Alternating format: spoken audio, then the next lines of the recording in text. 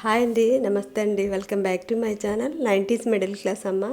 ఇదిగోండి దొండకాయతో ఉల్లికారం అండి. ఇదిగోండి ముందు ఈ విధంగా ఉల్లిపాయలు, ధనియాలు, ఎండుమిర్చి, వెల్లుల్లి, అల్లం ముక్కండి, కరివేపాకు ఫ్రై చేసుకోవాలి. కొద్దిగా ఆయిల్ వేసుకొని ఫ్రై చేసుకోవాలండి, మరీ ఎక్కువగా ఫ్రై చేయక్కర్లేదు. ఇదిగోండి అలాగే దొండకాయ, లేత దొండకాయ ముక్కలు అయితే చాలా బాగుంటుందండి ఉల్లికారానికి, దొండకాయ ఉల్లికారానికి. అంచనాగా మనం తీసుకోవచ్చండి. ఎన్ని అయితే దొండకాయ ముక్కలు తీసుకుంటున్నామో మనకి ఎంత గ్రేవీ కావాలో అన్ని ఉల్లిపాయలు కోసుకోవాలండి. నేనైతే 3 నా చిన్న ఉల్లిపాయలు దగ్గర 4 కోసి పెట్టుకున్నాను. అలాగే ఇవ్వండి కొద్దిగా చింతపండు వేసి మిక్సీ పట్టుకోవాలి ముద్దని. కావాలంటే కొద్దిగా వాటర్ వేసి మిక్సీ పట్టుకు పెట్టుకోవాలండి. దొండకాయ ముక్కల్ని ఇలా లో ఫ్లేమ్లో ముందు హైలో పెట్టాలండి.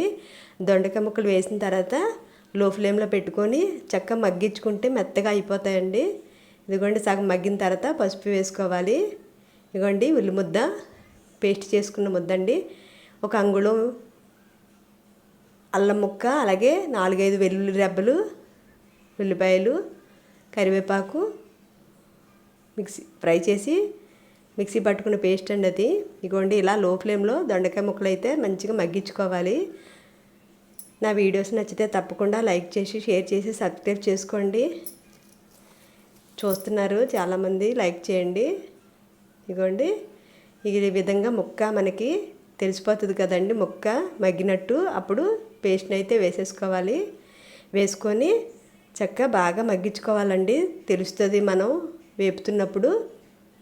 దగ్గరగా అయిపోయి కళాయికి అంటుకోకుండా మంచిగా వస్తుందండి. ఇది అన్నంలోకి అనగా రైస్లో, చపాతీలోకి చాలా బాగుంటుందండి. అన్నంలోకి అయితే చాలా అంటే చాలా బాగుంటుంది. ఎప్పుడు చేయలేని వాళ్ళు ఎవరైనా ఉంటే ఈ విధంగా అయితే చేసి చూడండి. చాలా అంటే చాలా బాగుంటుందండి. మనం వంకాయ, గుత్తి వంకాయ ఎలా చేసుకుంటాం అదే మాదిరిగా అండి. ఇష్టం లేని వాళ్ళు చింతపండు స్కిప్ చేసేవచ్చండి. చింతపండు వేస్తే కొద్దిగా అన్నంలోకి బాగుంటుందండి. ఇదిగోండి చూడండి ఇలా మగ్గిపోవాలి బాగా.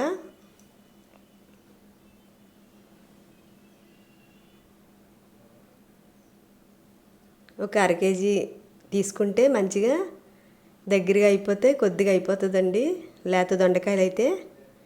లైక్ చేయండి. బాయ్ అండి.